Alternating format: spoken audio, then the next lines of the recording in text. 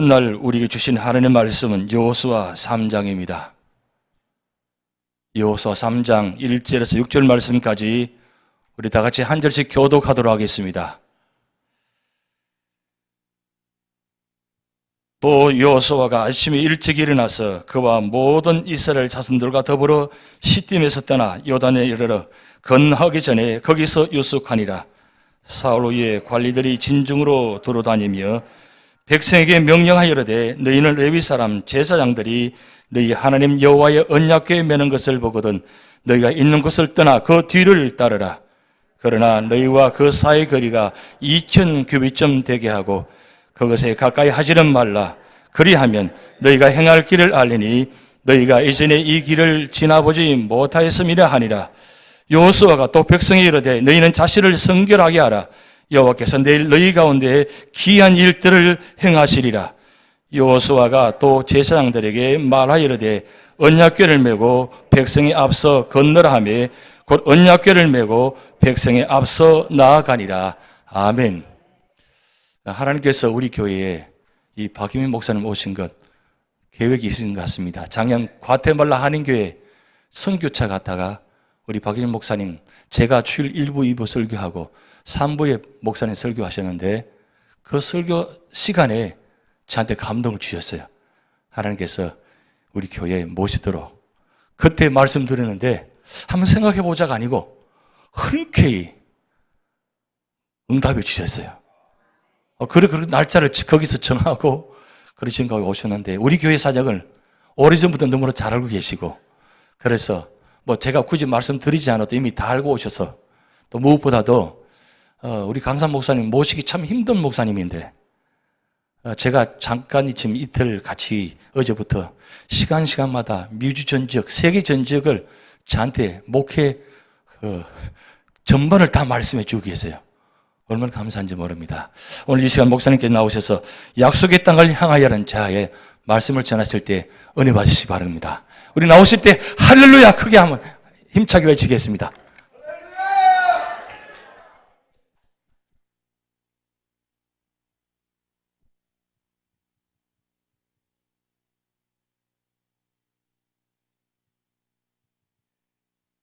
손정모 목사님과 여러 재직들과 성도들이 섬기시는 뉴저지 연합장로에 와서 며칠간 함께 예배드리고 또 말씀을 증거하게 돼서 하나님께 영광 돌리고 또 이렇게 초청해 주신 손 목사님과 교회 앞에 감사를 드립니다. 특별히 우리 기룽남 원로 목사님은 저보다 연배시지만은 1950년대 남산에서 신학 공부를 같이 하셨습니다. 오늘 만나보니까 너무 건강하시고 너무나 정정하셔서 너무나 기쁘고 반가웠습니다. 또 오늘 와서 보니까 과테말라에서 만났던 성도들이 많이 계셔서 더욱 반갑습니다.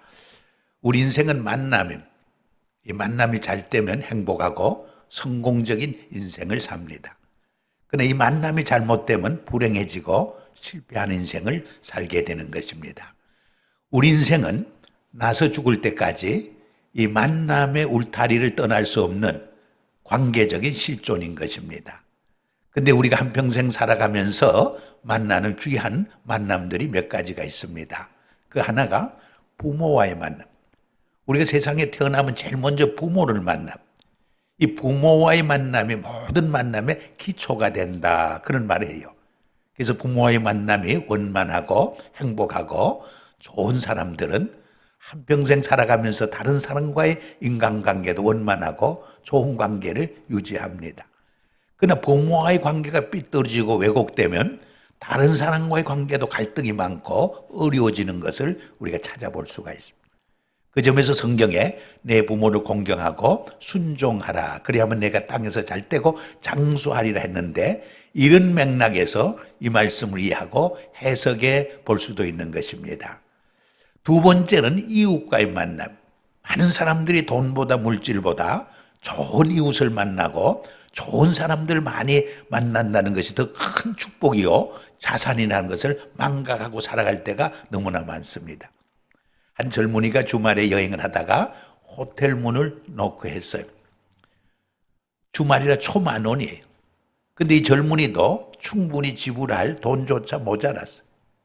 근데 측은히 여긴 주인이 자기 방을 비워서 하룻밤을 채워줘요.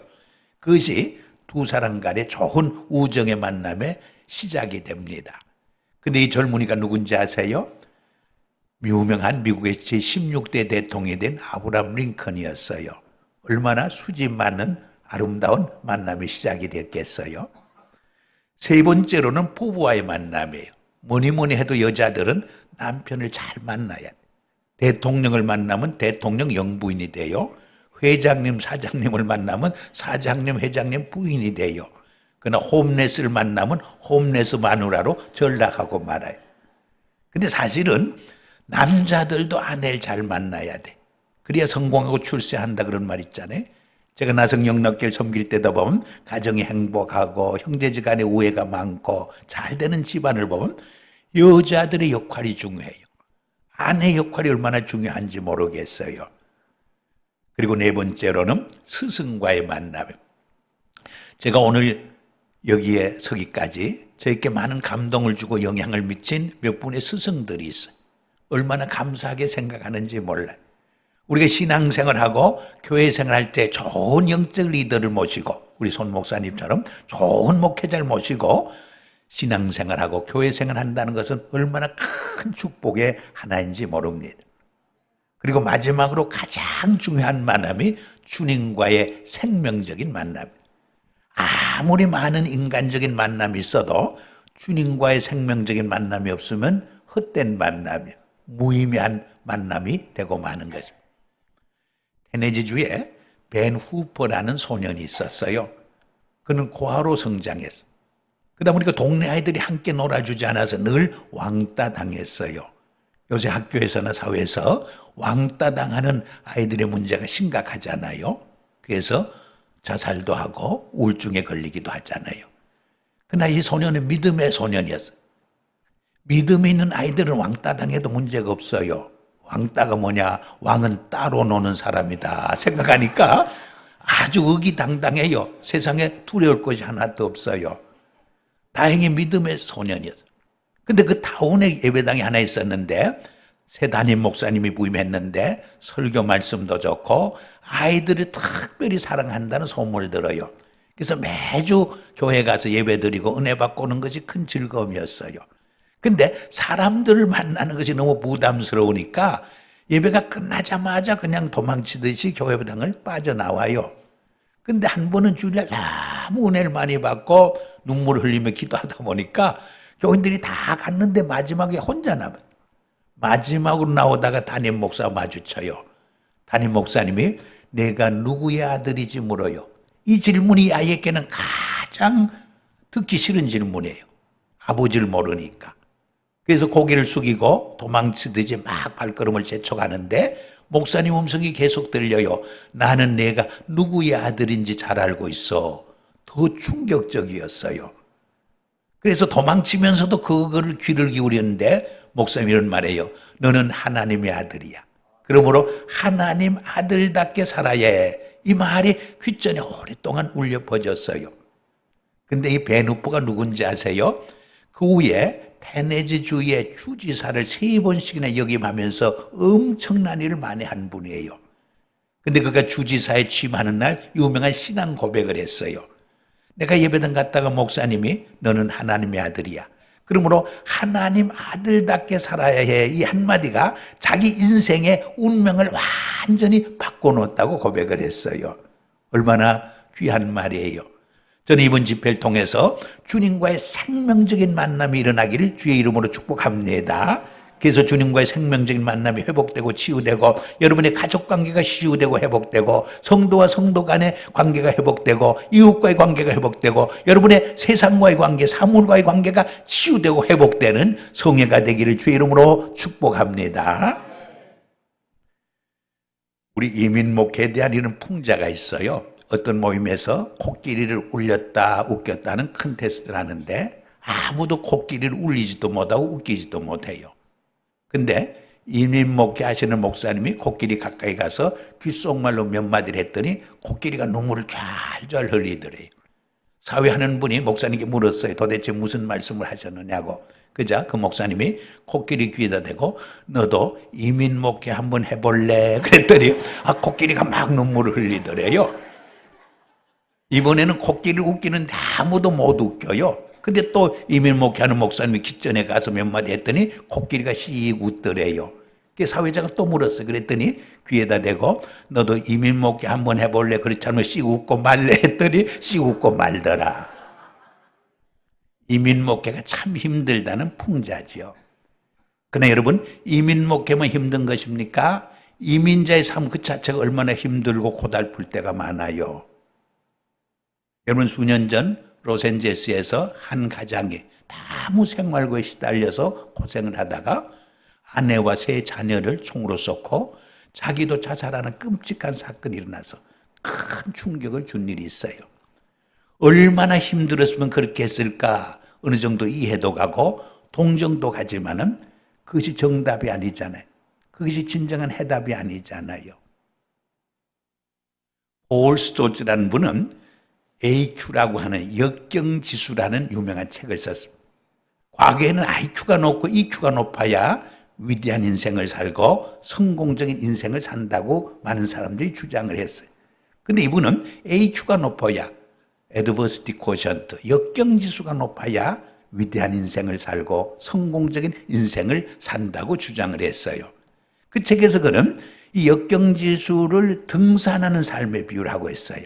이 등산하는 사람들 보면 세 종류의 사람들이 있다는 거예요. 산을 오르다가 너무 힘들면 도중에 포기하는 사람들이 많아요. 이런 사람을 퀴터라고 표현했어요. 두 번째로 산 중턱쯤 올라가다가 너무 힘들면 텐트를 쳐놓고 거기에 그만 안주하는 사람들이 있어요. 이런 사람을 캠퍼라 그렇게 표현했어요. 그리고 아무리 힘들지만은 정상을 오르는 사람들이 있어요. 이런 사람을 클라이머라 그렇게 표현했어요. 여러분, 우리 예수 믿는 사람들은 말씀과 성령의 감동과 도움과 역사를 통해서 아무리 힘들어도 정상을 오르는 사람인 줄 믿습니다. 여러분, 뉴질랜드의 힐러리 에드몬드라는 사람이 1943년에 히말라야 산 중에 제일 높은 정상 에베레스트 산정을 오르기를 시도했어요. 그러나 그는 오르지 못하고 중도에 내려와요. 내려오면서 마음속으로 다짐하고 결심하고 결단해요. 내가 언젠간 다시 돌아와서 저 정상을 오르리라. 그 후 10년 후 1953년 5월 29일, 이 5월 29일이 대단히 중요한 날이에요. 왠지 아세요? 우리 아들 생일날이기 때문에. 그래서 제가 기억을 할 수 있어요. 그날 그 정상을 오르는 데 성공해요. 그래서 역사 속에서 에베레스트 산정을 최초로 오른 역사의 신기록을 인류 역사 속에 남기게 돼요. 사랑하는 여러분, 과거에 오르지 못한 정상이 있어요? 실패한 경험들이 있어요? 오늘 저녁부터 시작되는 여러분의 발걸음은 그 정상을 오르기를 축복합니다. 성공하기를 축복합니다. 승리하기를 축복합니다. 오늘 본문은 우리가 너무나 잘 아는 내용. 이스라엘 백성들이 출애굽에서 광야 40년 유리 방황을 하다가 시딤에 이르러 새벽에 시딤을 떠나서 요단강에 이르러요. 요단강에 이르러서 이제 약속의 땅 가나안 복지에 들어가는 장엄한 역사적 장면이 전개되는 그런 내용이에요. 여러분, 우리가 잘 아는 대로 가나안 복지는 우리가 들어갈 천국을 예표하는 거예요. 우리 그리스도인들이 이루어야 할 삶의 목표와 비전을 상징하는 그런 뜻을 담고 있어요. 그런데 오늘 4절에 보니까 이 길은 이전에 가보지 못한 길이라 그런 말씀. 여러분, 우리 인생길은 이전에 가보지 못한 길, 초행길이에요. 두 번 갈 수 없는 이례적인 길이에요. 그래서 두려움이 많아요. 염려가 많아요. 공포가 많아요. 그러나 새 길에 대한 호기심과 관심도 우리에게 없잖아 있는 것입니다. 그럼 어떻게 우리가 이례적인 이 길을, 초행길인 이 미지의 길을 담대하게 가나안 복지를 향해 걸어나갈 수 있을까?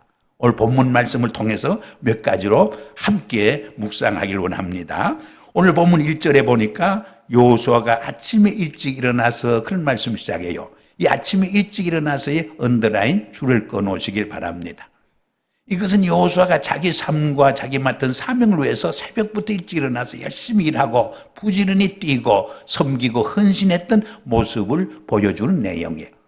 여러분, 하나님은 이런 사람을 사랑하셔요. 이런 사람을 축복하셔요. 이런 사람을 통해서 하나님의 위대한 구속의 역사와 선교의 비전을 이루어 가시기를 원하시는 것입니다. 여러분, 하나님은 어떤 위대한 계획과 뜻을 이루어 가실 때 늘 어떤 공동체나 사람들을 통해서 이루어 가셔요. 어떤 신학생이 공부는 안 하고 시험장으로 나갔어요. 시험 제목이 성령님에 대해서 논하라는 제목이에요. 공부를 안 했으니까 답을 쓸 재간이 없어요. 그래서 기도 중에 이렇게 답을 썼어요. 나는 모르지만 성령님은 다 알고 계십니다.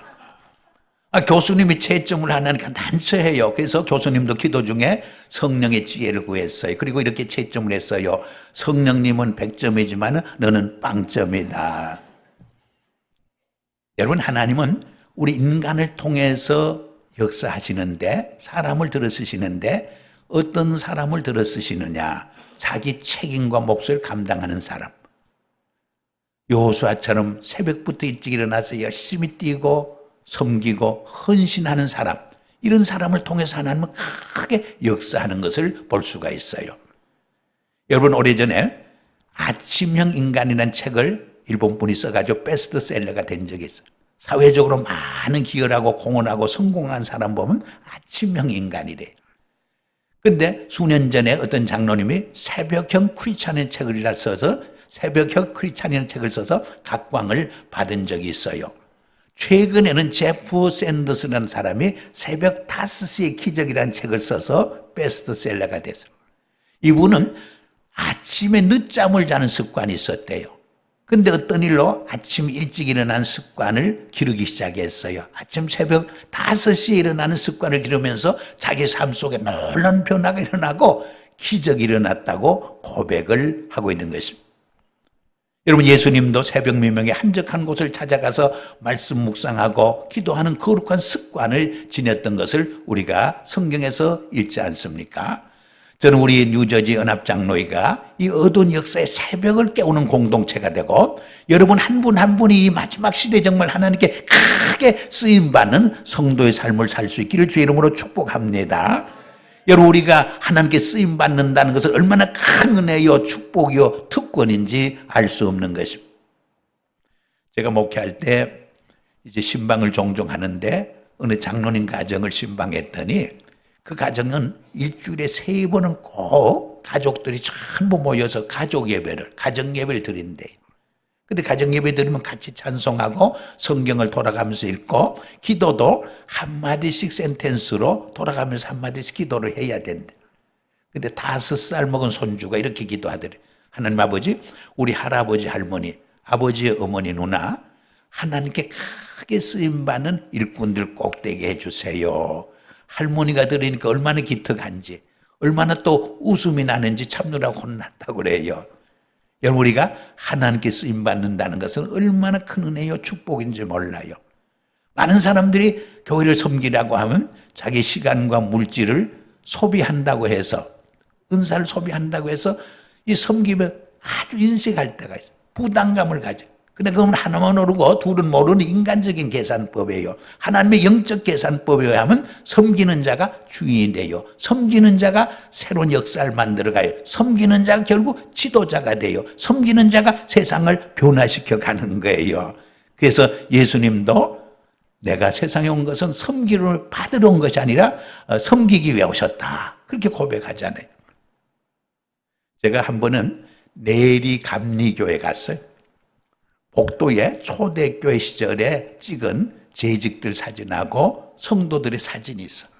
근데 안내하는 그 목사님이 그 사진 한 분을 가르치면서 이분이 세계은행 총재인 김용 박사의 할아버지 장로님이래요. 제가 그 장면을 보면서 하나님 앞에 감사의 기도를 드렸어요. 믿음의 가정에 이렇게 훌륭한 후손을 주셨구나.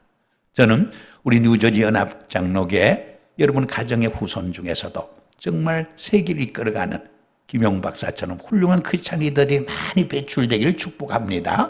뉴저지 지사도 나오고 대학 총장도 나오고 유명한 크리스찬 정치인도 나오고 기업인도 나오고 과학자도 나오고 전문인도 나오고 정말 노벨 수상자도 나오는 그런 축복이 함께 하시기를 주 이름으로 축복합니다. 또 오늘 본문에 보니까 요수아가 이스라엘 자손들과 더불어 하는 말이, 이 더불어에 언더라인 줄을 꺼놓으시길 바랍니다. 이것은 네트워크를 말해요. 협력과 팀워크를 말해요. 여러분, 하나님은 좋은 소통을 통해서 하나 되고 연합하고 좋은 팀워크를 이루는 공동체와 성도를 통해서 크게 역사하는 것을 볼 수가 있어요. 그래서 우리는 더불어 살아가는 지혜를 배울 필요가 있어요. 과거에는 IQ가 높고 EQ가 높아야 큰 지도자가 된다고 생각했지만 최근에 와서는 NQ가 높아야 큰 지도자가 된다. 네트워크 쿼셔트. 많은 다른 생각을 가진 사람을 소통을 통해서 하나 돼가고 연합시키고 또 다른 공동체와 연합해서 공동의 목표를 이뤄갈 수 있는 리더십을 발휘할 수 있는 사람이 오늘날은 큰 지도자가 되게 돼 있습니다. 성경에도 형제가 연합하여 동감이 어찌 그리 선하고 아름다운 거 말하잖아요.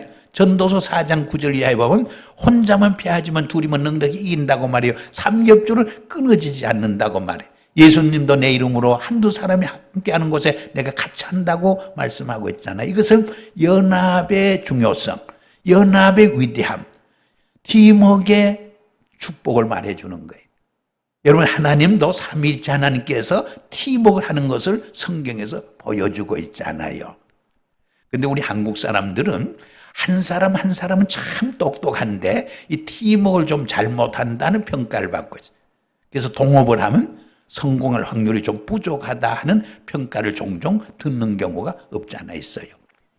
수년 전에 로스앤젤레스 PD 경찰국이 훈련견을 위해서 진돗개를 여러 마리 사들였어요. 근데 진돗개가 얼마나 영리하고 탁월한지 몰라. 다른 개보다 월등히 탁월하고 영리해요. 근데 한국 사람을 좀 닮아서 팀워크를 좀 잘못해요. 훈련을 시켜보면 자꾸 다른 개를 간섭하고 가서 다른 개를 물어뜯는데요. 그래서 할 수 없이 도중에 훈련 중에 포기하고 말았다는 기사가 LA 타임즈에 난 적이 있어요. 여러분, 기러기를 보면 V자를 그리고 늘 팀워크를 하면 날아가요. 로스앤젤레스에 있는 칼텍이라고 하는 유명한 공과대학이 있어요. 서부의 MIT라고 부르는데 공과대학 교수들이 그것을 연구했어요. 그리고 발표했어요. 그렇게 V자를 그리고 팀워크를 하면서 날아가게 될 때 바람의 저항력을 35% 격감시킨대. 그리고 그렇게 팀워크를 해서 날아갈 적에 70% 더 오래 날을 수 있고 더 멀리 날을 수 있고 더 빨리 날을 수 있다고 하는 결론을 보고했어요. 여러분, 우리는 기러기를 통해서도 이 팀워크를 좀 배워야, 네트워크를 좀 배울 수 있어야 돼요. 우리 한국 정치계도 좀 이 팀워크를 배웠으면 좋겠어요. 또 이런 이야기도 있죠. 어떤 경비행기 안에 세 사람이 탔대요. 백인 한 분, 일본 분 한 분, 한국 분 한 분. 근데 그만 사고로 추락하면서 인디안 마을에 떨어지면서 집 한 채를 그만 부셨어요.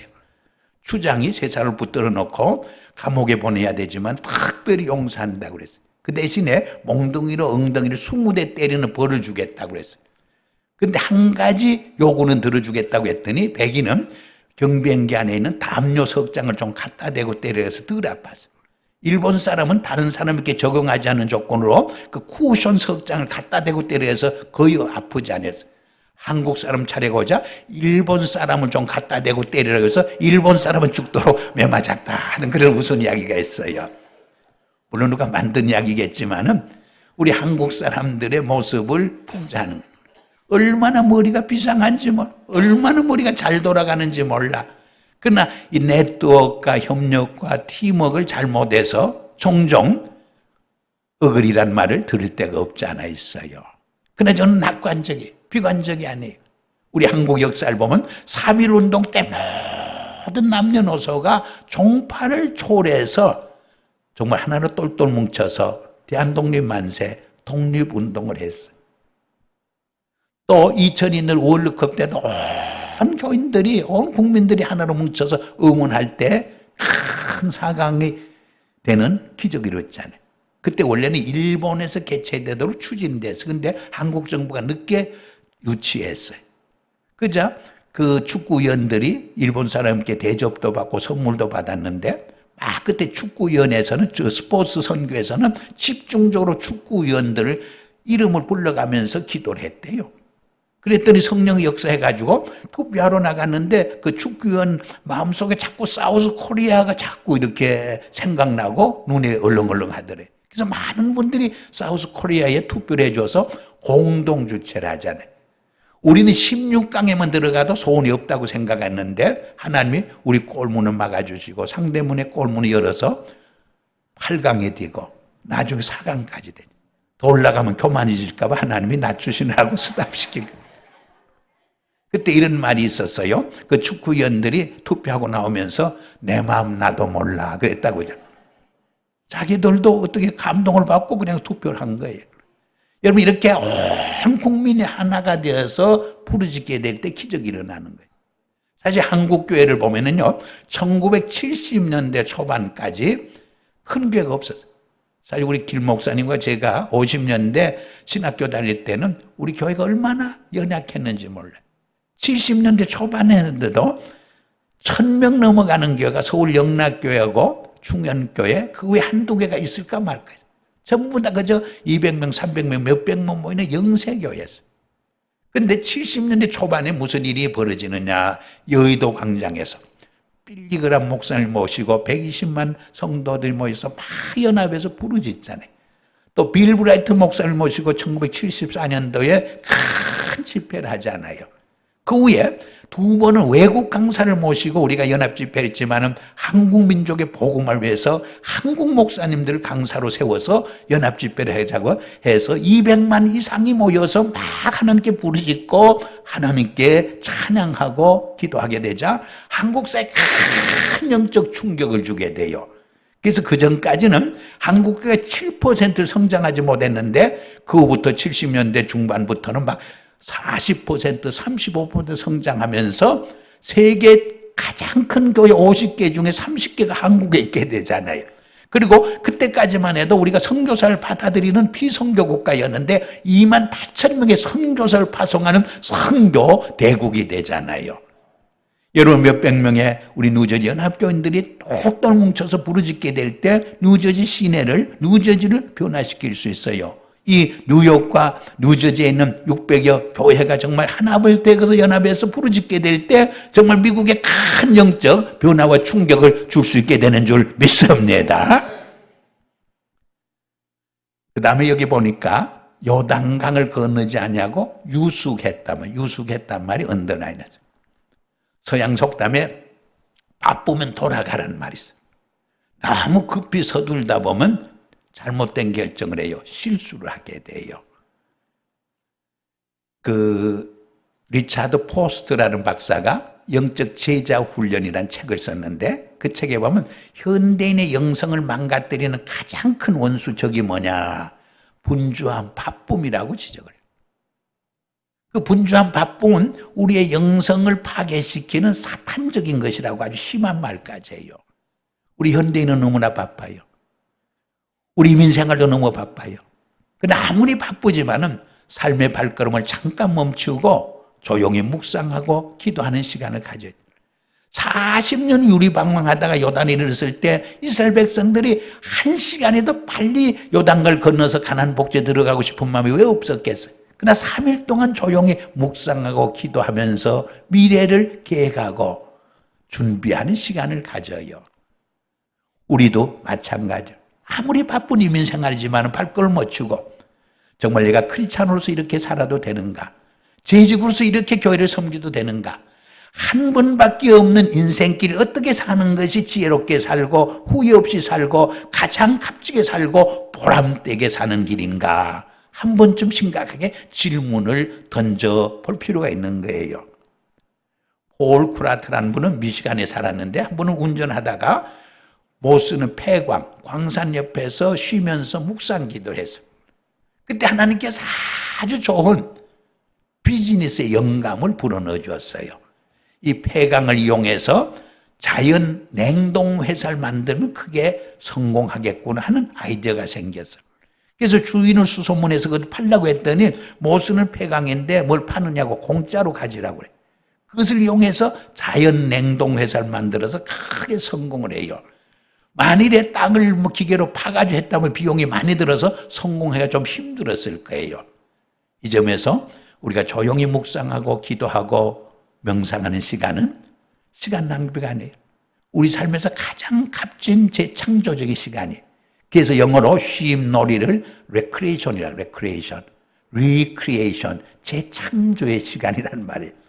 이것은 과학적으로도 뒷받침되는 이야기예요. 우리가 막 분주하게 돌아갈 때 우리 뇌파를 조사해본 베타 스테이트 마인드가 나와요. 근데 우리가 조용히 쉬고 묵상하고 기도할 때 우리 뇌파를 재보면 알파 스테이트 마인드가 나와요. 그리고 막 꿈을 꾸고 환상을 볼 때 그 뇌파를 조사해보면 델타 스테이트 마인드가 나와요. 이 창의력이라고 하는 것은, 창조력이라는 것은 이 베타 스테이트 마인드에서 발생하지 않는다는 거예요. 알파 스테이트나 델타 스테이트 마인드에서 이 창의력이 발휘된다는 것입니다. 이 점에서 우리가 하루를 시작하면서 새벽에 교회 나와 조용히 묵상하고 기도하는 시간을 갖는 것은 시간 낭비가 아니에요. 가장 하루를 값지게 창의적으로 살아가게 하는 원동력이 되는 거예요. 재창조의 시간이에요. 일주일 동안 열심히 일하고 주일날 교회 나와 신령과 진리로 예배드린 시간은 시간 낭비가 아니에요. 우리 삶에서 정말 가장 값진 재창조의 시간이에요. 가장 복된 축복의 시간인 것을 기억을 하셔야 돼요. 구른투비 목사와 몇 과학자들은 돼지 한 마리를 연구했어요. 그랬더니 돼지가 하나님의 걸작품이에요. 그래서 이 돼지 한 마리를 가지고 460가지 프로덕트, 생산품을 만들어서 하나님께 영광 돌리고 인류사에 크게 기여하고 공헌하잖아요. 예를 들면은 사람의 이빨이나 일반 동물의 이빨은 코카콜라에 넣으면 다 삭아요. 근데 돼지 이빨은 코카콜라에 넣어도 삭지 않는 것을 발견해요. 그래서 아주 값진 장식품을 그걸로 만들어내요. 또 여자들의 속눈썹, 가장 비싸고 퀄리티가 좋은 속눈썹을 뭘로 만드느냐? 돼지털로 만들어요. 그래서 저는 여자들의 속눈썹을 바라볼 때마다 돼지털 생각이 나서 송구스러울 때가 가끔 있어요. 그리고 인간의 심장 발부를 이식할 때 돼지 심장 발부를 이용하면 가장 부작용이 안 나서 그걸 이용해요. 여러분 돼지 똥이 더럽다고 막 욕하지만은 가장 좋은 퇴비가 돼지의 그 퇴비예요. 그리고 돼지 목다는 소리라고 흉보지만은 가장 우리에게 안정감을 주는 목소리가 돼지 목소리. 그래서 뮤직 테라피에서 뚝뚝뚝 하는 소리를 돼지 목소리에서 착안해서 만들어내요. 이렇게 하나도 버릴 것이 없는 하나님의 걸작품인 것을 발견하게 돼요. 그리고 여기 3절, 4절에 보니까 제사장들이 하나님의 언약궤를 메고 갈 때 백성들이 뒤쫓아가게 한 2000큐빗쯤. 그것은 하나님의 법궤를 가장 잘 바라볼 수 있는 거리예요. 여러분, 하나님의 언약궤 법궤는 이스라엘 백성들에게 하나님의 임재와 현존을 상징하는 생명처럼 소중한 것입니다. 히브리서 9장 4절에 보면 그 속에는 3가지 물건이 들어있었어요. 시내산에서 모세가 받은 돌배에 새겨진 하나님의 말씀, 아론의 쌍난 지팡이, 그리고 광야 40년을 돌아다닐 적에 하나님께서 하늘에서 만나를 내려서 먹여주신 것을 기념하는 금으로 만든 만나 항아리가 들어있었어요. 이 하나님의 언약궤를 앞세우고 전쟁했을 때 전쟁에 승리케 했어요. 이 하나님의 언약궤를 중심으로 살 때 하나님이 함께 하시고 인도하시고 복을 내려주셨어요. 그런데 이 하나님께를 멸시하고 멀리 했을 때 많은 고난과 역경이 찾아왔던 것을 성경은 우리에게 보여주고 있어요. 이것은 무엇을 말하느냐? God first. 하나님 제일주의. 말씀 중심의 삶. 하나님의 방법으로 살아가는 것을 말해요. 여러분, 그리스도인의 삶에서 하나님의 말씀처럼 중요한 것이 없잖아요. 말씀이 생명이요 능력입니다. 하나님은 말씀으로 천지 만물, 우주 만물을 창조하셔요. 말씀이 육신이 된 사건이 예수님의 성육신의 사건이라고 말해요.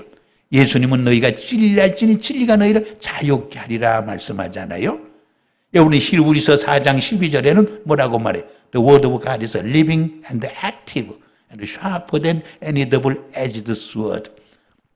하나님 말씀은 살아있고 운동력이 있고 좌우에 낯선 것보다 더 예리해서 우리의 혼과 영과 골수를 쪼개기까지 한다. 우리 인격과 삶을 변화시킬 수 있는 능력의 말씀이라는 뜻이 아니에요.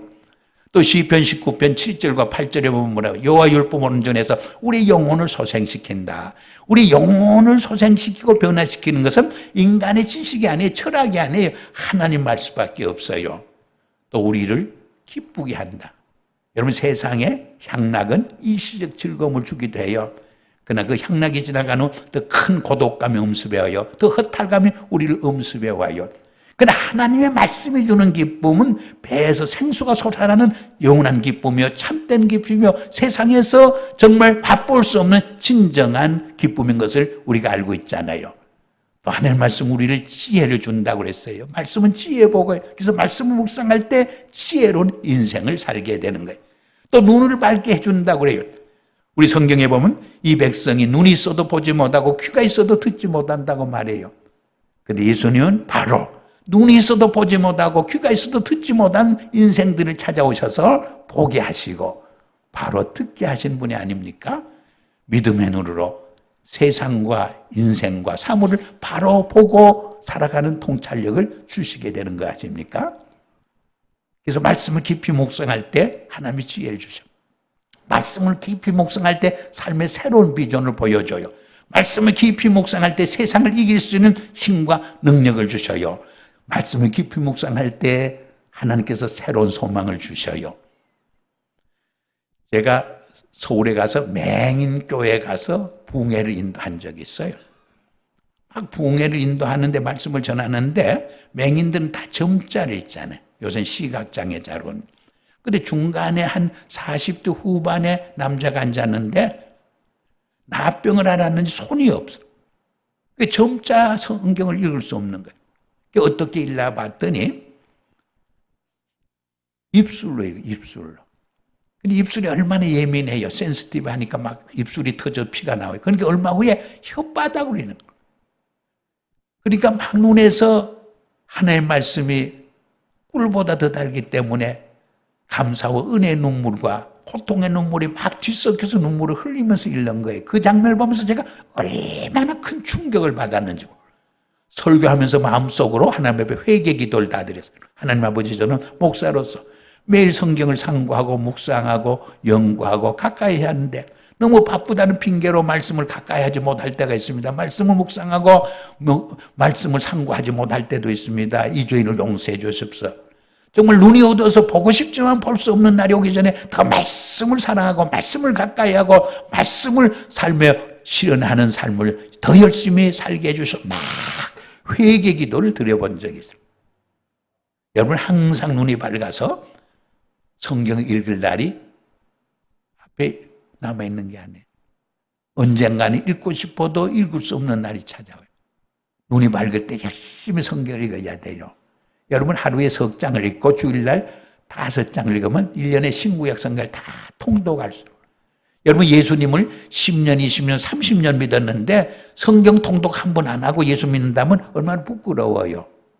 여러분 초대교회 역사를 보면요. 초대교회에서 세례 줄 때 5가지를 점검했어요. 신구약 성경을 한번 통독한 사람에게 세례를 줘요. 두 번째로 1년에 한 사람 이상 전도한 사람에게 세례를 주었어요. 세 번째로 술, 담배 한다고 구원받지 못하는 건 아니에요. 천국 못 가는 건 아니에요. 그렇지만 선교사들이 와서 보니까 한국 사회에 이 술, 담배가 많은 사회적 폐풍이 되고 있어요. 그래서 금주 금연운동을 시작했는데 그것이 한국의 아름다운 전통이 돼요. 네 번째로는 부자들이 그때는 소실이라고 해서 부인을 여러 명 데리고 살았어요. 그것을 정리케 했어요. 그리고 결혼하지 않은 미혼 총각 처녀들이 있으면 반드시 믿는 배우자를 만나서 기독교적 가정을 이루겠다는 약속을 할 때 세례를 베풀었어요. 아마 오늘날 이 5가지 기준에 의해서 세례를 준다면 많은 이민교회 재직 중에 세례 못 받을 사람이 들어있을 것 같아요. 우리 연합장로교 교인을 제외하고는 적당히 줄 때가 많죠. 특별히 오늘 본문에 보면 5절에 성결식을 거행했다. 이것은 무엇을 말하느냐? 애굽에서 섬기던 우상숭배, 광야에서 섬기던 우상숭배와 세속생활을 다 떨쳐버리고 가난복지에 들어가 새 삶을 시작하고 새 출발할 것을 의미하는 하나의 의식이었어요. 여러분, 우리 크리스찬의 삶은 옛사람을 십자가에 못 박고 그리스도 안에서 날마다 새롭게 사는 삶이 아닙니까? 우리 크리스찬의 영적 힘이 어디에 서느냐? 말씀 생활에서. 두 번째는 기도 생활에서요. 그리고 세 번째는 성결한 삶에서요. 거룩하고 성결한 삶. 삼손이 그렇게 힘이 셌지만은 이 성결한 삶을 저버렸을 때 무기력해져요. 비참해져요. 여러분, 한 공동체나 한 국가와 사회의 진정한 힘이 어디에 있느냐? 경제력에 있는 게 아니에요. 군사력에 있는 게 아니에요. 정치력에 있는 게 아니에요. 그 국민의 정신력, 도덕성에 있어요. 그리고 그 국민의 정신력과 도덕성은 바로 신앙의 힘에서, 영성의 힘에서 나오는 거예요. 여러분, 시카고 대학교에 유명한 경제학 교수가 있는데 지금은 이제 은퇴 교수지만은 경제 노벨상을 산 로버트 포길이라는 교수가 있어요. 이분이 쓴 가장 대표적인 책이 뭐냐? 미국의 경제 성장과 영적 각성운동, 부흥운동이에요. 미국이 언제 경제적으로 가장 부강하고 정치적으로 세계 속에서 영향력을 미치고 존경받는 리더십을 발휘했느냐? 교회가 영적으로 부흥하고 성장할 때. 근데 영적으로 쇠퇴했을 때 정치력도 경제력도 리더십도 다 쇠퇴해졌다고 지적해요. 옳은 말. 우리가 겉으로 보면 미국이나 한국이나 정치를 좀 잘못해서 경제가 잘못돼서 못 사는 것 같지만 그렇지 않아요. 온 국민이 정말 회개하고 하나님 앞에 바로 서고 바로 설 때 정말 더불어서 함께 잘 살아가는 사회가 이루어지는 거예요. 마지막으로 하나만 더 말씀드리고 말씀을 맺겠는데 6절 말씀 같이 읽기를 원합니다. 6절 말씀. 여호수아가 또 제사장들에게 말하여 이르되 언약궤를 메고 백성의 앞서 건너라 하며 곧 언약궤를 메고 백성 앞서 나가니라. 여기 제사장들이 앞서 나갔다는 말이 2번 반복되고 있습니다. 여러분, 한 공동체나 한 국가나 한 사회가 잘 되려면 그 공동체와 사회를 이끌어가는 리더들이 한 발 앞서가야 돼요. 솔선수범을 해야 돼요. 저는 이 교회가 많은 교회 중에서도 한 발 앞서가는 공동체가 되기를 축복합니다. 여러분들은 세상 사람보다 한 발 앞서가는 삶을 살아야 돼요. 여러분, 한국교회가 저절로 성장하고 부흥한 게 아니에요. 125년 동안 정말 한국 사회보다 정치, 경제, 문화 모든 면에서 교회가 한 발 앞서갔었어요. 지금은 많이 달라졌어요. 전북 금산에 가면 금산교에 얽힌 아름다운 미담이 있어요. 거기 조덕삼이라는 부자 어른이 살았어요. 그때는 자동차가 없는 시대니까 말을 타고 여행을 하는 그런 시대였어요. 그래서 그에게는 이자익이라는 마부 청년이 늘 섬겨주었어요. 그런데 이 주인과 마부가 여행을 다니다가 선교사의 전도를 받고 주인과 종이 함께 예수를 믿어요. 그리고 몇 년 후에는 그 마을에 예배당이 하나 생겨나요. 뿐만 아니라 몇 년 후에는 그 교회에서 장로 선거를 해요. 장로 선거할 때 온 동네 사람들이나 교인들 생각하기를 부자요 존경받고 그 지역사회에서 영향력이 큰 조덕산 어른이 장로가 되리라 그렇게 예상하고 기대했어요. 그런데 장로 투표를 하고 뚜껑을 착 열어보니까 조덕산 어른이 떨어지고 마부 청년 이자익이 장로가 된 거야. 여러분, 오늘 우리가 사는 시대와 그 시대 문화 상황은 천지 차이가 있어요. 양반 쌍놈의 그 구분이 엄청나게 심할 때예요. 여러분, 조덕삼 어른이 창피해서 교회 나올 수 있어요? 요새 같아도 창피하다고 안 나오는 사람이 많은데. 근데 조덕삼 어른이 교회에 나와서 그 이자익 마부 청년을 장로로 세워줘요. 섬겨줘요. 정말 충격받을 일이에요. 그리고 이자익 청년이 똑똑하니까 성경학교에 보내줘요. 그 후에 평양신학교에 보내줘요. 졸업을 했지만은 쌍놈 출신이라고 담임 목사로 청비가 가는 사람이 없어. 근데 조덕삼 어른이 자기 교회로 모셔서 그 밑에서 장로로 섬겨줬어. 근데 이자익 목사님이 누구냐? 한국교회 역사를 보면, 장로교 역사를 보면 한경직 목사님 같은 분도 총회장 한 번밖에 못 해요. 근데 이장희 목사님은 총회장을 3번씩이나 역임하면서 한국 사회와 한국에 엄청난 리더십과 영향력을 미쳤어요. 근데 이장희 목사님은 그 위대한 이장희 목사로 만든 분이 누구냐? 조덕삼 장로님이야. 조덕삼 장로님 같은 분이 계셨기 때문에 그렇게 훌륭한 목회자를 낳았어요. 우리 주기철 목사님 이야기 중에도 그런 이야기 있잖아요. 그 조 장로님, 유명한 제자예요. 근데 한 번 예배 시간에 늦었어.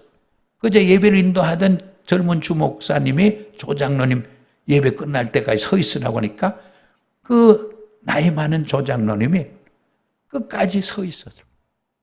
그리고 재직했대 혼날 줄 알았는데 조 장로님이 교인들께 사과해요. 이 나이 많은 장로가 모본이 되지 못해서 너무나 죄송합니다. 회개합니다. 온 교인이 감동을 받는 거예요. 이런 훌륭한 장로님 계셨기 때문에 순교자 추기철 목사가 나올 수 있었던 거예요.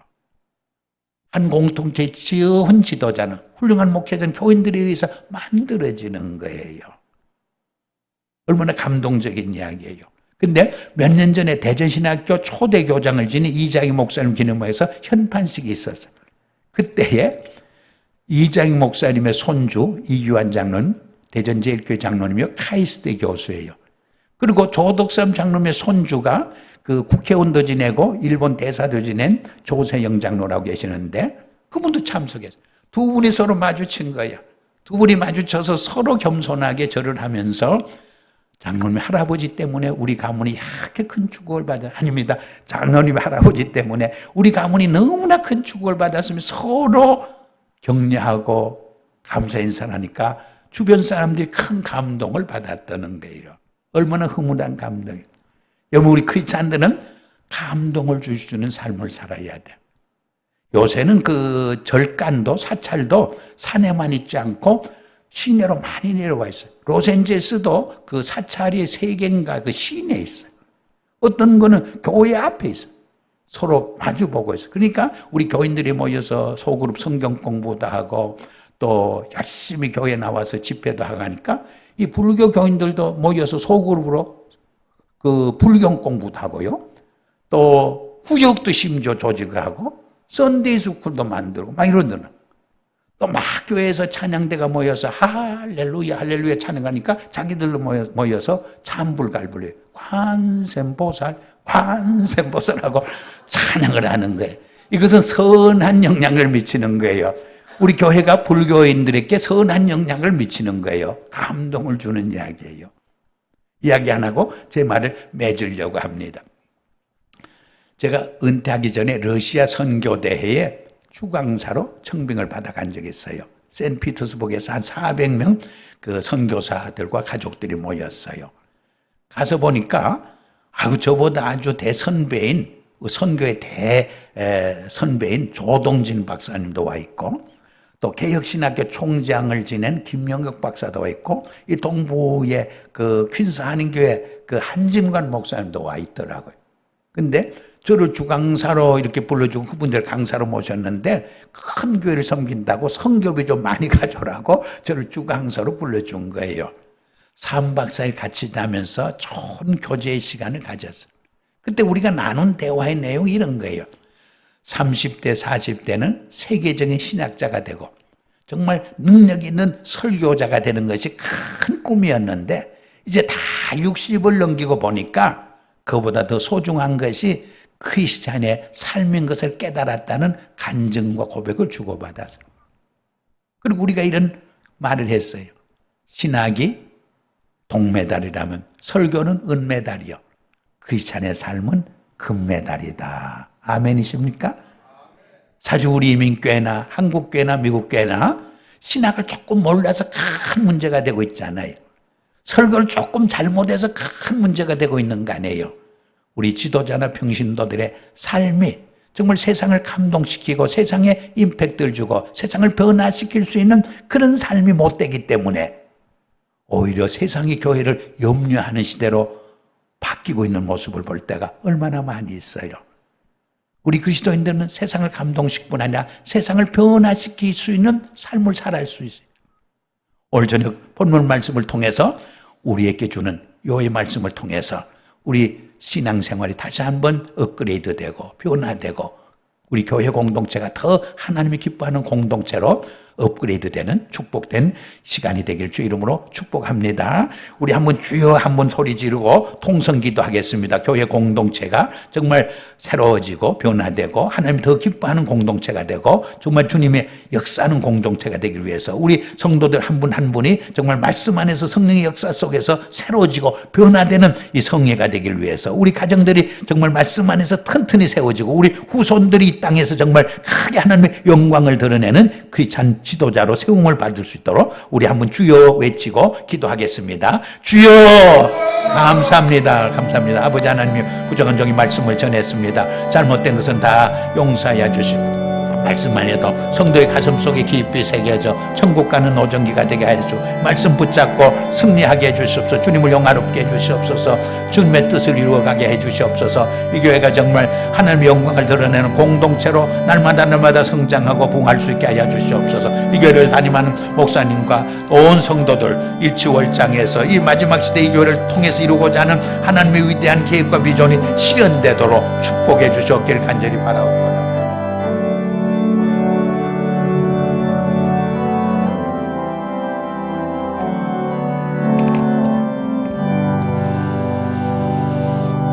우리 다 같이 일어나셔서 찬송가 191장 찬양 드리겠습니다. 191장 1절 4절 찬양 드리겠습니다.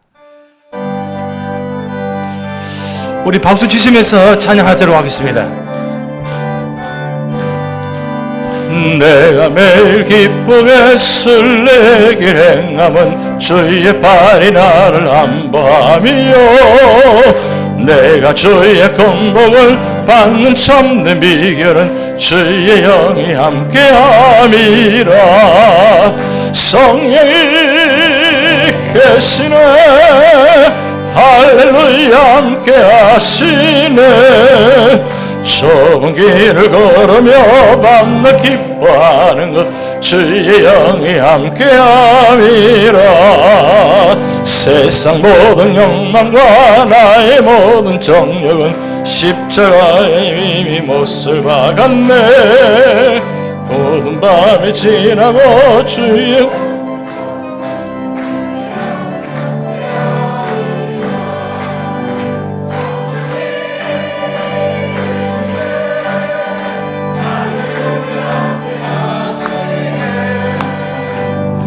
길을 걸으며 전창 하는 것 주의 영이 함께하리라